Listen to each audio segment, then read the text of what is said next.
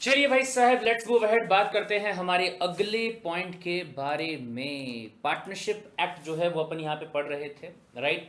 Basic वाली चीजें जो है वो अपन यहाँ पे देखी। अब इसके बाद में अगला जो पॉइंट आपका आ रहा है, that is what the formation of partnership. So ये चीज में अगर बात करें तो ऑब्वियस सी बात है सर, सबसे पहले हमने क्या कहा कि एक एग्रीमेंट जो है उसका होना जरूरी है, जिसमें कम से कम दो लोग जो है वो आपके रहने चाहिए। और मैक्सिमम की बात अगर की जाए तो बोले 50 से ज्यादा नहीं हो सकते हैं, अगर मैं कंपनीज एक्ट के हिसाब से बात करूं तो। ये अपन पहले ही पढ़ चुके हैं। दूसरा पॉइंट अपन ने कहा कि कॉन्ट्रेक्चुअल कैपेसिटी होनी चाहिए। सर ध्यान रखिएगा, जिसके साथ में आप पार्टनरशिप कर रहे हैं वो बंदा माइनर नहीं होना चाहिए, अनसाउंड माइंड का नहीं होना चाहिए, और डिस्क्वालिफाइड बाय लॉ नहीं होना चाहिए। या सीधा सीधा यहाँ पे एक बात बोल सकते हैं कि आपको ध्यान होगा कि हमने सेक्शन नंबर 11 पढ़ा था ऑफ इंडियन कॉन्ट्रैक्ट एक्ट 1872 का, ठीक है। तो वहां पे कॉम्पिटेंट पार्टी के बारे में आपको चीजें जो है वो दी गई थी, राइट। तो वही वाली बात जो है आपको यहाँ पे क्या करना पड़ेगा, फॉलो करना होगा। फिर इसके बाद में अगर अगले पॉइंट के बारे में बात करें तो बोले फ्री कंसेंट होना चाहिए सर। कोअर्जन के थ्रू किसी से पार्टनरशिप करवा सकते हैं क्या, बोले नहीं सर, सवाल ही पैदा नहीं होता। अंडर इन्फ्लुएंस चलेगा ना, फ्रॉड चलेगा ना, मिस रिप्रेजेंटेशन चलेगा, नहीं साहब नहीं कर सकता, राइट। फिर इसके बाद में हाँ ये पॉइंट देखिए भाई साहब, याद कीजिए जब इंडियन कॉन्ट्रैक्ट एक्ट अपन ने पढ़ा था तब हमने ये कहा था कि कोई भी कॉन्ट्रैक्ट करने के लिए दोनों पार्टीज के बीच में कंसिडरेशन का होना जरूरी है। अगर लॉफुल कंसिडरेशन नहीं होता तो ऐसे केस में आपका कॉन्ट्रैक्ट क्या रहेगा, ये बोले आपका वॉइड माना जाएगा। लेकिन इसके 5 एक्सेप्शंस भी अपन ने दिए थे। पहला एक्सेप्शन क्या था कि अगर नेचुरल लव एंड अफेक्शन होगा दो पार्टीज के बीच में, और उसमें भी अगर आपका जो कॉन्ट्रैक्ट है वो राइटिंग में होगा और साइन भी किया गया होगा तो चलेगा। दूसरा टाइम बार्ड डेप्ट के बारे में बात की थी। तीसरा लॉ ऑफ एजेंसी के बारे में आपने बात की थी, और उसमें से एक पॉइंट जो था वो कौन से वाला था, पार्टनरशिप वाला था। पांचवा जो पॉइंट था वो गिफ्ट वाला था, लेकिन चौथा पॉइंट कौन से वाला था, पार्टनरशिप वाला था। कि सर अगर देखा जाए यहां पे तो पार्टनरशिप फर्म में एक बंदा जो है वो बोले सबके बिहाफ पे काम कर रहा है, तो यहां पे अगर देखा जाए तो काइंड ऑफ क्या आ गया, एक एजेंसी आ गया। लेकिन क्या इसके लिए वो कंसिडरेशन लेगा क्या, मे बी और मे बी नॉट। अगर लेता है तो भी बहुत अच्छी बात है, नहीं लेता है तो भी चलेगा। स्टिल जो पार्टनरशिप रहेगी वो क्या रहेगी, यहां पे वैलिड रहेगी। देखिए क्या कहता है, there need not be any consideration for a contract of partnership because the partners are mutual agents। मैं तुम्हारे लिए काम कर रहा हूं, तुम मेरे लिए काम कर रहे हो, अपन सभी लोग काम कर रहे हैं बोले आपस में। Got the point. तो ऐसे अगर बोले आप यहां पे कंसिडरेशन पे करने की बात करोगे, ठीक है, मेरे 10,000 ऐड कर दे, तेरे भी 10,000 ऐड कर ले, हो गए पार, खत्म, टेंशन ही नहीं है। बोले कोई ये भी कर सकते हैं या फिर ये भी कर सकते हैं, जानते बोले काम करने का क्या ही पैसा लेंगे, बोले अपन आपस में एक काम करेंगे, जो प्रॉफिट आएगा ना उसी को अपन आधा आधा डिवाइड कर लेंगे, वैसा भी कर सकते हो, राइट। कंसिडरेशन रहा तो अच्छी बात है, नहीं रहा तो कोई दिक्कत वाली बात नहीं है। आपका जो पार्टनरशिप एग्रीमेंट रहेगा उसे यहाँ पे वॉइड नहीं माना जाएगा, ठीक है। चलिए, this is because the partners are mutual agents and no consideration is required to create an agency। ये अपन पहले ही बात कर चुके हैं, ठीक है साहब। एंड देन उसके बाद में ऑब्जेक्ट लॉफुल होना चाहिए। सर किसी भी कॉन्ट्रैक्ट का, फिर चाहे वो एजेंसी का कॉन्ट्रैक्ट होगा, पार्टनरशिप फर्म का कॉन्ट्रैक्ट होगा, या कोई भी कॉन्ट्रैक्ट क्यों ना हो, उसका ऑब्जेक्ट जो होगा वो क्या रहना चाहिए, लॉफुल रहना चाहिए। फॉरबिडन बाय लॉ चलेगा क्या, नहीं sir.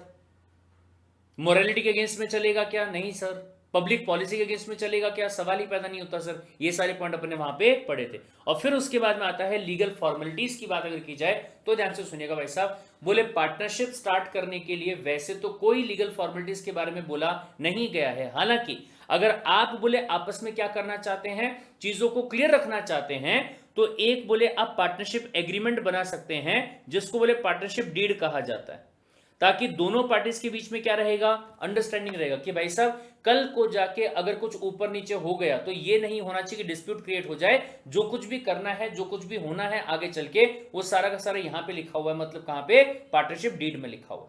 Got the point. They can also opt to get the firm registered with the registrar of firm. अगर आप चाहो तो क्या करवा सकते हो, रजिस्ट्रार ऑफ फर्म के पास में अपने इस फर्म को आप रजिस्टर भी करवा सकते हैं। लेकिन करवाना है ऐसा कंपल्सरी नहीं है, अगर करवाने की इच्छा आपकी होगी ताकि कल को जाके सामने वाला बंदा अपनी बात से मुकरे ना, तो आप करवा सकते हो। नहीं भी करवाओगे तो भी चलेगा, राइट। लेकिन उससे भी ज्यादा इंपॉर्टेंट पॉइंट अब यहां पे आपके सामने आ रहा है कि who may become a partner, कौन बंदा पार्टनर बन सकता है और कौन बंदा पार्टनर नहीं बन सकता है, उसके बारे में बता दो बोले।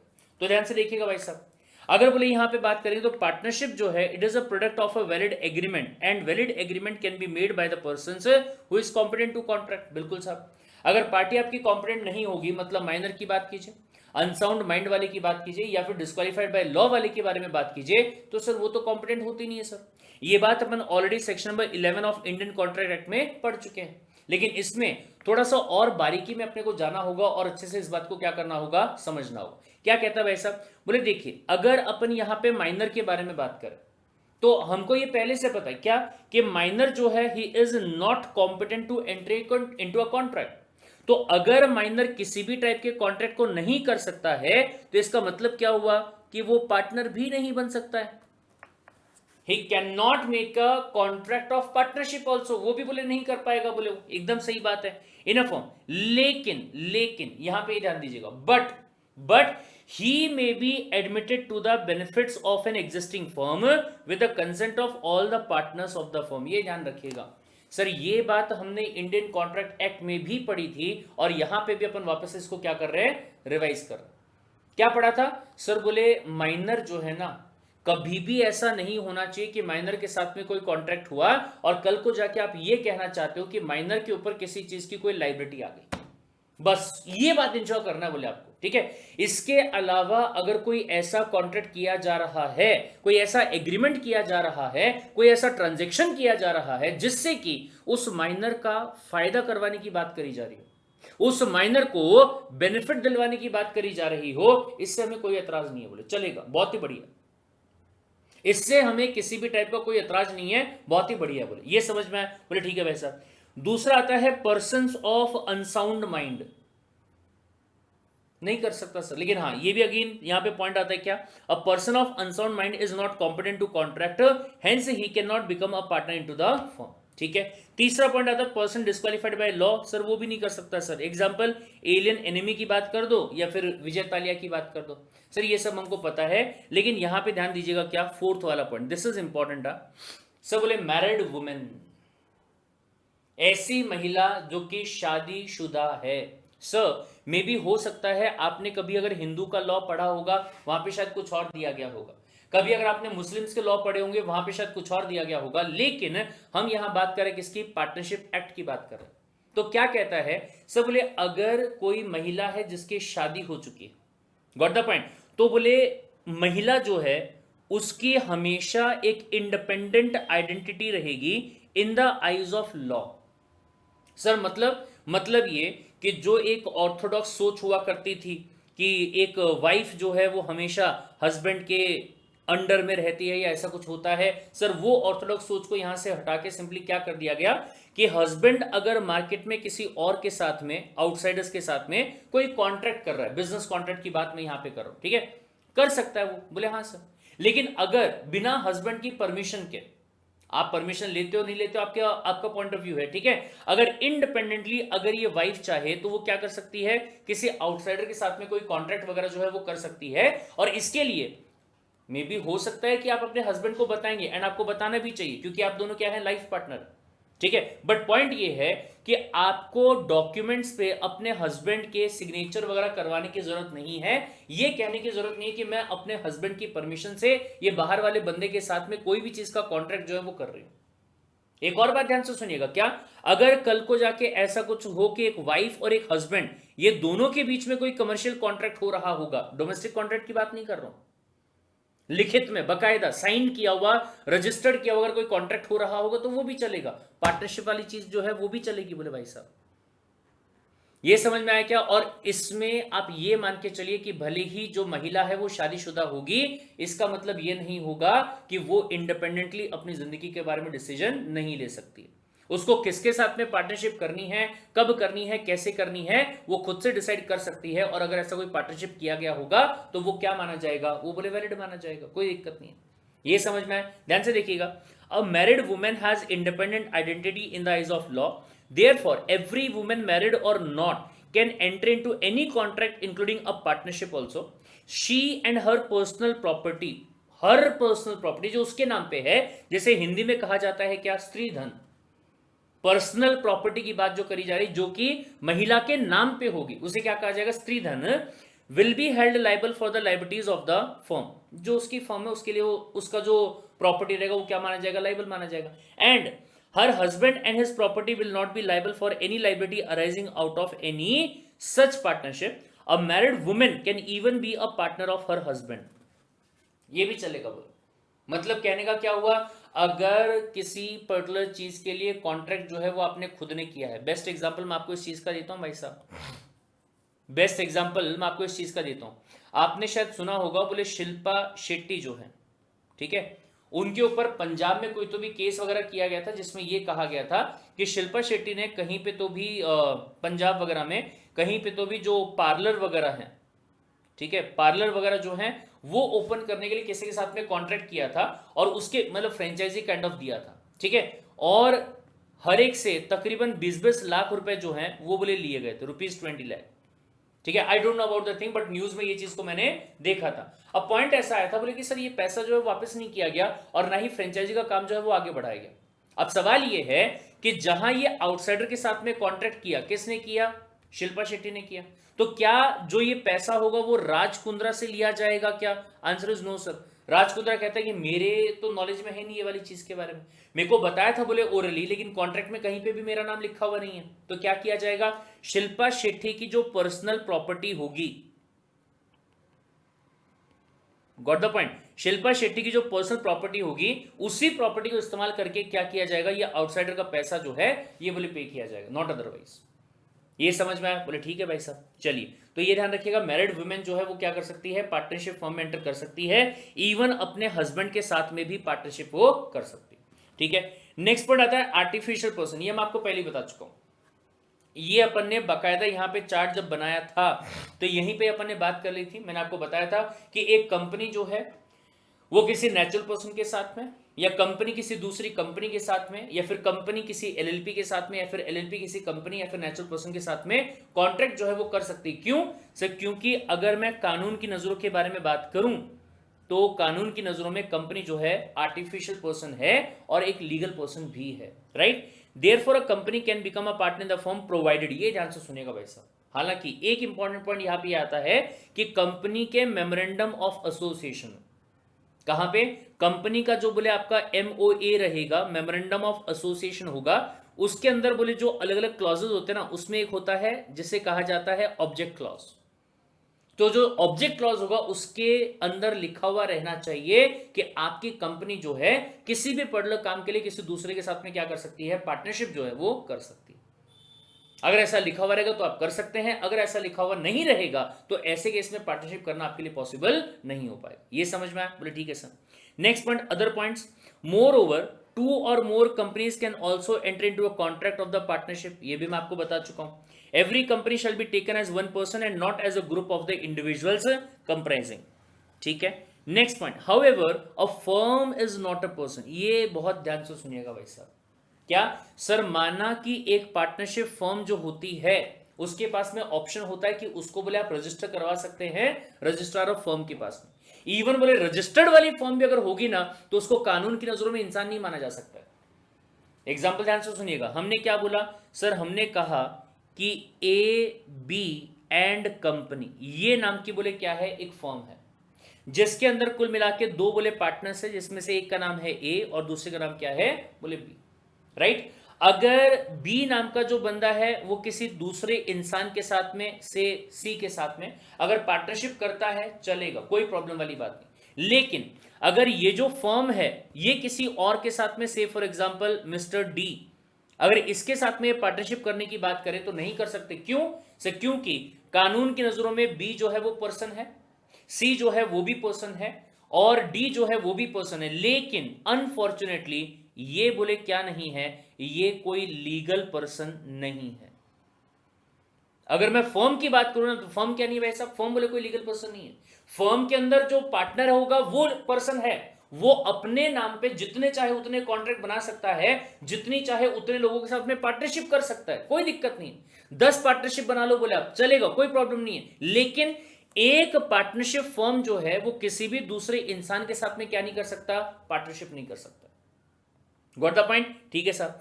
देखिए ध्यान से, it is not a separate legal entity from its partners, therefore two or more firm cannot enter into a contract of the partnership, but the partners of two firms can form a new firm provided the number of the partners in the firm does not exceed the statutory maximum limit, जो कितनी है 50। 50 के ऊपर नहीं होना चाहिए, वो पता है अपने को पहले से, ठीक है। The same partners may constitute more than one distinct and separate firm, but firms have no juristic personality. कानून की नजरों में अगर मैं फर्म के बारे में बात करूं ना, तो बोले फर्म जो है वो क्या नहीं है, वो कोई इंसान नहीं है। तो फर्म कोई कॉन्ट्रैक्ट कर सकती है क्या? नहीं सब बोले फर्म कॉन्ट्रैक्ट भी नहीं कर सकती है, तो पार्टनरशिप फर्म जो है वो बनाना तो बहुत दूर की बात होगी, सवाल ही पैदा नहीं होता, ठीक है। नेक्स्ट पॉइंट ये ध्यान से सुनिएगा, to or more joint Hindu families, शायद आपने सुना भी होगा, जिसे क्या कहा जाता है, HUF का भी नाम दिया जाता है, हिंदू अनडिवाइडेड फैमिली। मूवीज देखी होंगी आपने, हम दिल दे चुके सनम, चुपके चुपके, चोरी चोरी चुपके चुपके, शाहिद कपूर वाली, जिसमें वो गूंगा बनता है, जिसमें राजपाल यादव कहता है कि इसे आप घर क्यों कहते हो, जिला घोषित क्यों नहीं कर देते हो, वगैरह वगैरह, ठीक है। तो क्या कहता है, two or more joint Hindu families represented by their kartas can also enter into a partnership. ले भाई साहब, दो HUF जो है ना, वो भी बोले आपस में क्या कर सकती हैं, पार्टनरशिप कर सकती हैं, वो चलेगा, बोले कोई दिक्कत वाली बात नहीं, ठीक है साहब। लेकिन कब? If the number of adult members male and female excluding the minor of all the joint families does not exceed 50। 50 के लिमिट से ज्यादा बोले होना नहीं चाहिए, या जो भी आपकी प्रिस्क्राइब लिमिट है उससे ज्यादा होना नहीं चाहिए। एक इसमें कहा गया श्यामलाल रॉय वर्सेस मधुसूदन रॉय वाले केस में ऐसा बोला गया, दोनों HUF थे, उसके कर्तास के नाम जो है वो यहां पे दिए गए हैं, गॉट द पॉइंट। तो अगर ऐसा पार्टनरशिप हो रहा होगा तो वो भी चलेगा, कोई दिक्कत नहीं बोले, ठीक है। Next point, it should be noted that whenever a minor member of any of the joint family attains majority, major की बात यहां पे की गई, सर दोनों HUF जो है, मान लीजिए एक है आपका HUF1 और दूसरा है आपका HUF2, राइट। अगर ये दो HUF के अंदर एक नया पार्टनरशिप फॉर्म बन रहा होगा जिसका नाम क्या दे दिया गया, HUF1 and 2 and company, got the point. जिसमें से पता चला कि इसमें बोले कुल मिला के 32 लोग हैं, जिसमें से 2 क्या हैं, माइनर हैं, और इसके अंदर कुल मिला के बोले 22 लोग हैं, जिसमें से 4 क्या हैं, माइनर हैं। कितने बच गए? सब बोले यहां पे बचे 30 और यहां पे बचे कितने, 18, यानी कि ये फॉर्म में कितने लोग हो गए, सब बोले 48 पीपल आर देयर। 50 के ऊपर हुए क्या? नहीं हुए सर। तो ये चलेगा? बोले हाँ ये चलेगा। लेकिन ध्यान से, आज बोले आपने ये पार्टनरशिप फॉर्म को स्टार्ट कर दिया है जिसमें दोनों HUF क्या बन चुकी हैं, वो बोले मेंबर बन चुकी हैं, बोले हाँ। कल को जाके क्या होगा कि जो ये 2 लोग होंगे जो आज माइनर हैं, ये कल जाके मेजर हो सकते हैं, बोले हाँ। तो बोले उस सिचुएशन में क्या करेंगे? तो ध्यान से देखिएगा क्या कहा गया, and consequently the number of members exceed the statutory maximum limit, the partnership will become the illegal if carries on its business। अगर लिमिट जो है वो बोले 50 के ऊपर चली जाती है, कब चली गई भाई साहब, जो माइनर थे वो बड़े हो गए, फिर भी आप बिजनेस को कंटिन्यू कर रहे हो पार्टनरशिप फर्म के नाम पे, तो ऐसे केस में लिमिट क्या हो गई, ऊपर चली गई है, और आपका बिजनेस जो है वो क्या प्रॉपर्ली चल पाएगा? Answer is no sir. क्यों? क्योंकि जो फर्म आपकी रहेगी ये वाली, ये फर्म आपकी क्या बन जाएगी, इलीगल फर्म बन जाएगी। ये समझ में आया? बोले ठीक है सर। अब भैया इस बेसिस पे अगर हम ये फॉलोइंग केसेस में बात करें तो आपको क्या बताना है कि कौन सी फर्म यहाँ पे पार्टनर रहेगी, पार्टनरशिप फर्म होगी, कौन सी नहीं होगी। लेकिन उसके पहले एक छोटा सा प्यारा सा चार्ट जो है वो अपन बना लेते हैं, ठीक है। सवाल आता है, who can become a partner. सवाल आता है, who can become a partner, ठीक है। इसका सीधा सीधा एक ही जवाब दिया गया, क्या कहा गया, कॉम्पिटेंट पार्टी, ठीक है, या कॉम्पिटेंट पर्सन बोल दीजिए। और कॉम्पिटेंट पर्सन की बात जब आप यहां पे कर रहे हो तो काफी सारी चीजें यहां पे आपकी आई, जिसमें से सबसे पहला जो पॉइंट आपका आता है that is about what, minor, ठीक है। दूसरा जो पॉइंट आता है दैट इज अबाउट व्हाट, बोले अनसाउंड माइंड वाला बंदा। तीसरा जो पॉइंट आपका आया that was I think about, क्या था तीसरा point, disqualified by any law, same point.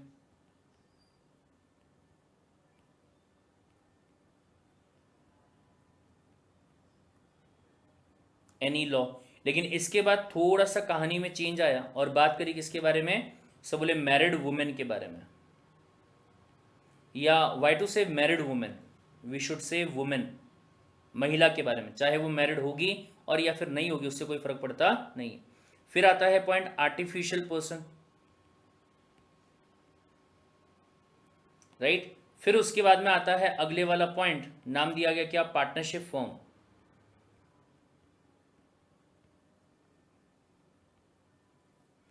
और फिर इसके बाद में आपका जो अगला पॉइंट आता है that is about what, HUF।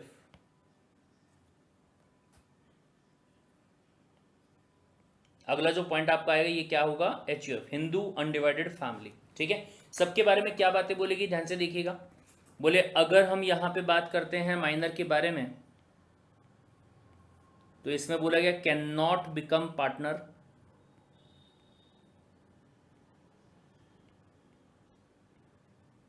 But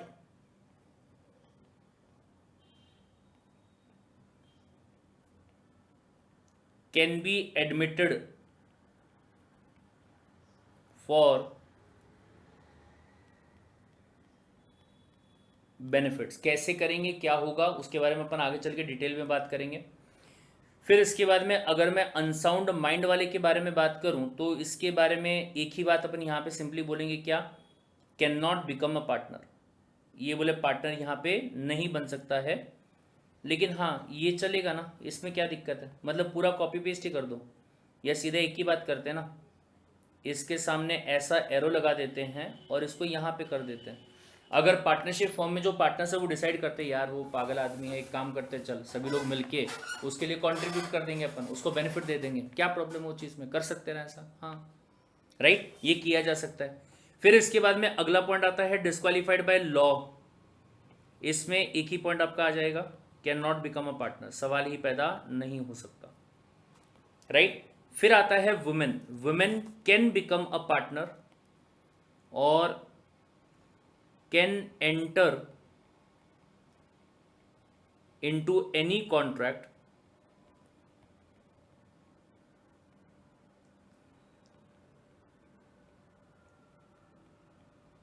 including partnership. किसी भी टाइप का कॉन्ट्रैक्ट कर सकती है, पार्टनरशिप भी कर सकती है, बोले कोई दिक्कत वाली बात नहीं, ठीक है। Even with his husband,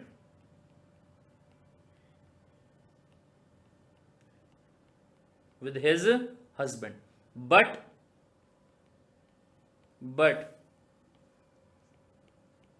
only she or her own properties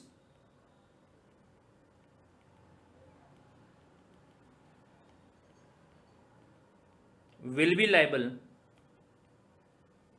to pay off the liabilities।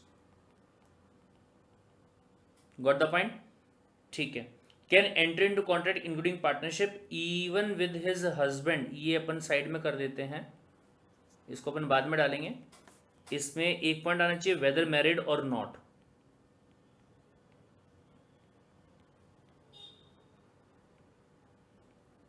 ठीक है, भले ही मैरिड होगी या फिर नहीं होगी, ये बट को यहां ले देते हैं और बोले हस्बैंड के साथ में भी क्या हो सकता है, उसका ये किया जा सकता है, कोई दिक्कत नहीं, राइट, ठीक है साहब। फिर इसके बाद में अगला पॉइंट आता है आर्टिफिशियल पर्सन। इसमें तो बोले बताना ही क्या भाई साहब, बहुत सिंपल सा पॉइंट है, ठीक है। Being a juristic person, juristic मतलब कानून की नजरों में इंसान होना, लीगल पर्सन, ठीक है। Being a juristic person,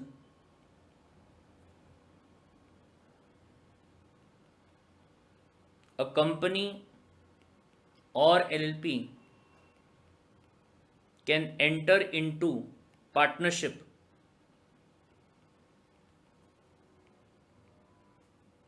with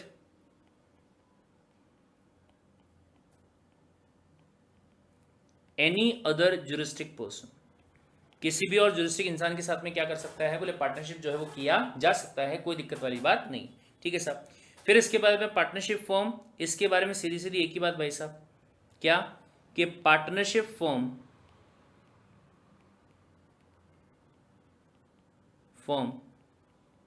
even if registered,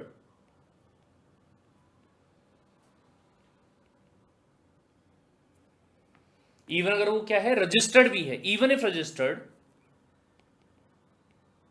is not a legal person in the eyes of law, hence not competent to enter into contract। ठीक है, कॉन्ट्रैक्ट नहीं कर सकती, जब कॉन्ट्रैक्ट ही नहीं कर सकती मतलब पार्टनरशिप नहीं कर सकती है। और वहीं पे अगर मैं एचयूएफ की बात करूं तो कलर को चेंज कर देता हूं ताकि कंफ्यूजन ना रहे, और थोड़ा यहां करके लिख लेते हैं अपन कि 2 or more HUF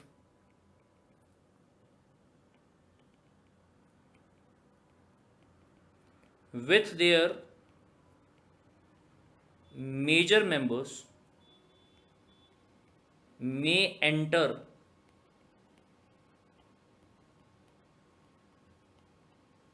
into partnership। कर सकते हैं, कोई दिक्कत वाली बात यहाँ पे नहीं। ये समझ में आया? बोले ठीक है वैसा। इसके बारे में इतना ही लिखा तो काफ़ी रहेगा, और डेप्थ में फिलहाल जाने की जरूरत नहीं है, आगे अपन बात करेंगे दोबारा से जब कोई और टॉपिक के बारे में बात करेंगे तब। राइट, चलिए तो ये ध्यान रखिएगा। अब इसके बाद में क्वेश्चंस में आप बताइए भाई साहब, जवाब आपको देना है। क्या है question?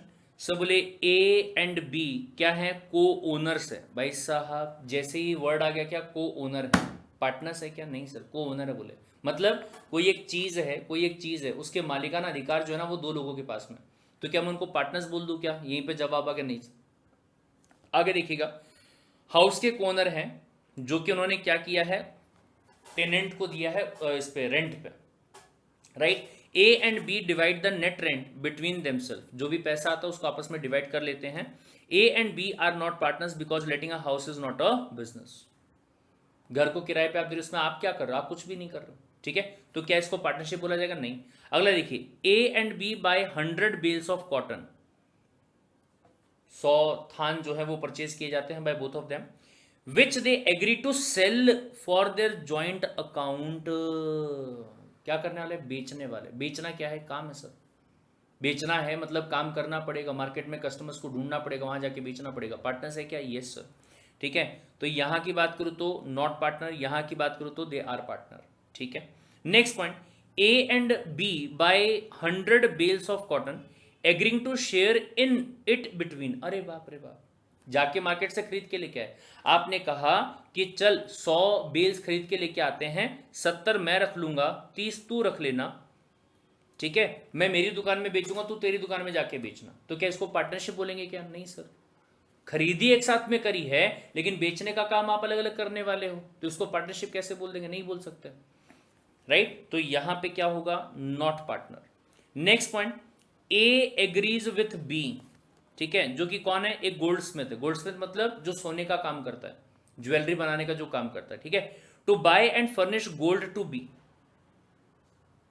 To buy and furnish gold to b worked up by him and sold that they shall share in resulting profit and loss. एक सेकेंड, हाँ ठीक है, ये कहता है कि मैं सोना खरीद के लेके आऊंगा, मैं लाके तेरे को दूंगा, तो बोले उसको क्या करना? ज्वेलरी बनाना, फिर अपन मार्केट में बेचेंगे और वहां से जो प्रॉफिट आएगा वो अपन क्या करेंगे? शेयर करेंगे। प्रॉफिट शेयर करने की बात यहाँ पे की जा रही, तो क्या बन जाओगे? पार्टनर बन जाओगे। काम करने की बात हो रही ना। एक कहता है कि मैं सोना लाके दूंगा, दूसरा कहता है मैं सोने को ज्वेलरी में कन्वर्ट करूंगा, यानी कि दोनों मिलकर काम करने की बात करें। बिजनेस भी यहाँ पे हो रहा है और प्रॉफिट जो है वो भी यहाँ पे आ रहा है। Next point, a and b agree to work together as carpenters. क्या करने की बात कर रहे हैं? बढ़ई का काम करने की बात कर रहे हैं, लकड़ी का काम जो होता है, कारपेंटर का जो काम होता है वो करने की बात कर रहे हैं। But that a shall receive all the profit. ये भैया कहानी में आगे ट्विस्ट, दोनों साथ में मिलकर काम करेंगे, लेकिन ए ने कहा कि अगर प्रॉफिट आता है 30,000 रुपए का तो मैं लूंगा, बोले पूरा प्रॉफिट मेरे पास में आएगा, एंड शैल पे वेजेस टू। अरे भाई साहब, मतलब मालिक जो है वो ए है, वो क्या करने वाला है? बी को सैलरी पे करने वाला है। तो क्या पार्टनर्स बोले जाएंगे क्या? नहीं सर, यहां पे भी there is no relation of partnership, not a partner. ठीक है, last but not the least, ownership. बात ही खत्म हो गई। लेकिन ध्यान से, क्या आगे काम किया जा रहा है? क्या this circumstances does not make them partner. अगर इतना ही है कि आप सिर्फ जॉइंट ओनर हो तो आप भी क्या नहीं हो यहाँ पे? पार्टनर बिल्कुल भी नहीं है। ये ध्यान रखिएगा। Understood the point? That's it. तो यहाँ पे जो पहला टॉपिक आपका है ये टॉपिक होता है खत्म। अगला टॉपिक आपके लिए बहुत ज्यादा इंपॉर्टेंट, द रीजन बिंग कि यहाँ पे अपन किसकी बात करने वाले हैं, रजिस्ट्रेशन ऑफ फॉर्म जो आपका होता है उसके बारे में बात यहाँ पे अपन करने वाले, कब करवाना है, कैसे करवाना है, क्या तरीका होगा, कहाँ पे जाके करना होगा, वगैरह वगैरह, उसके बारे में डिस्कस करेंगे बट नेक्स्ट वाली क्लास में। Till then take care, bye bye.